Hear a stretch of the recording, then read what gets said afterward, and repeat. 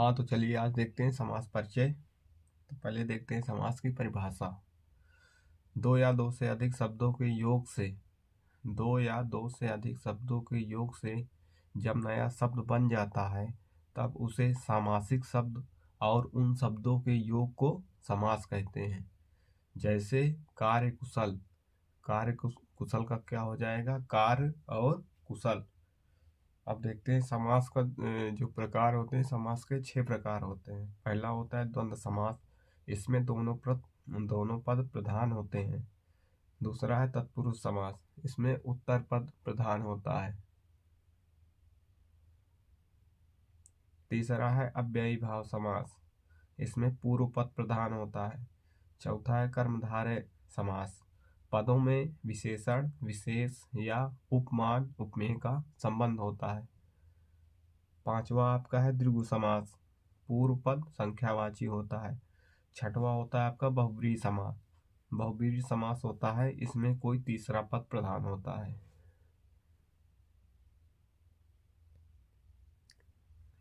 सबसे पहले देखते हैं अव्ययी भाव समास, जो कक्षा 9 के लिए इम्पोर्टेंट होता है। जिस समास में पूर्व पद अव्यय हो और उसी के अर्थ की प्रधानता हो उसे अव्ययी भाव समास कहा जाता है। उदाहरण में देखते हैं, जैसे लिखा है यथेच्छा, इच्छा के अनुसार, यथाशक्ति, शक्ति के अनुसार, उपगंगा, गंगा के समीप, प्रत्येक, हर एक, प्रतिदिन, एक एक दिन, अनुरूप, रूप के योग, अनुदिन, दिन के बाद, आजन्म, जन्म से लेकर, आसमुद्र, समुद्र पर्यंत, प्रत्यक्ष, आंखों के सामने। तो ये आपके उदाहरण हुए अव्ययी भाव समास के। चलिए अब देखते हैं दूसरा भी ये कक्षा 9 के लिए इम्पोर्टेंट, जैसे तत्पुरुष समास। यह समास प्रथमा के अतिरिक्त अन्य सभी विभक्तियों में होता है और इसके उत्तर पद में प्रथमा विभक्ति अवश्य रहती है।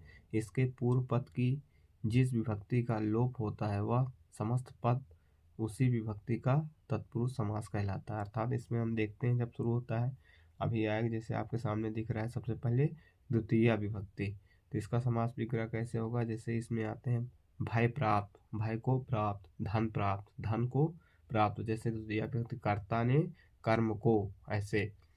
उसके बाद आपका आएगा तृतीया।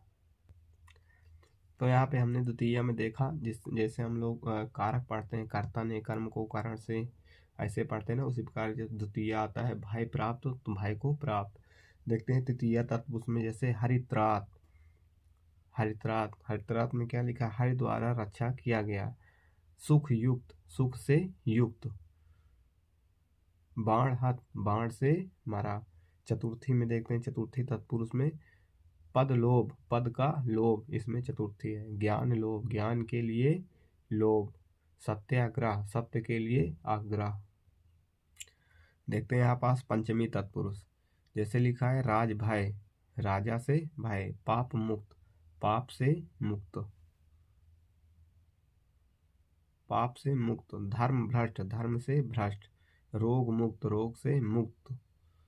पथ भ्रष्ट, पथ से भ्रष्ट। ये हुआ आपका पंचमी तत्पुरुष, तत्पुरुष समास का ये हुआ पंचमी तत्पुरुष।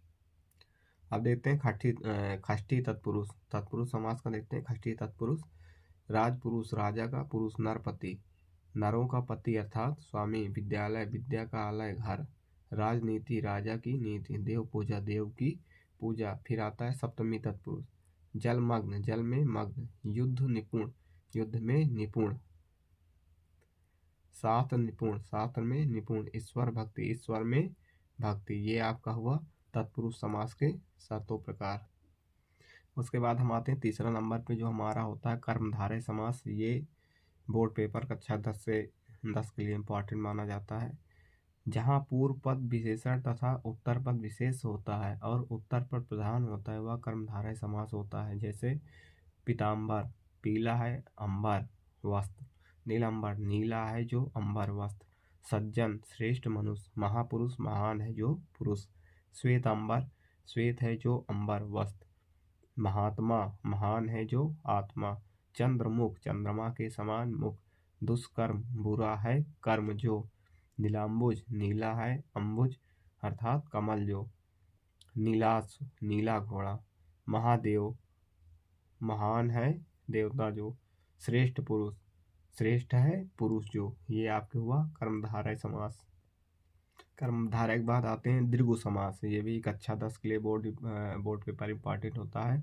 जिस समास में पूर्व पद संख्यावाची होता है, विशेषण हो तथा उत्तर पद उसका विशेष हो और वह प्रधान भी हो, वह दीर्घ समास होता है। जैसे सप्ताह 7 दिनों का समूह, पंचवटी 5 वटों का समूह, पंचपात 5 पात्रों का समूह, त्रिभुवन 3 भवनों का समाहार, दोपहर दूसरा पहर, त्रिफला 3 फलों का समूह, चौराहा 4 राहों का समाहार, पंचतंत्र 5 तंत्रों का समूह, खड़ दर्शन 6 दर्शनों का समाहार, अठन्नी 8 आनों का समूह, नवग्रह 9 ग्रहों का समूह, तिरंगा 3 रंगों का समूह, सप्तर्षि 7 ऋषियों का समूह।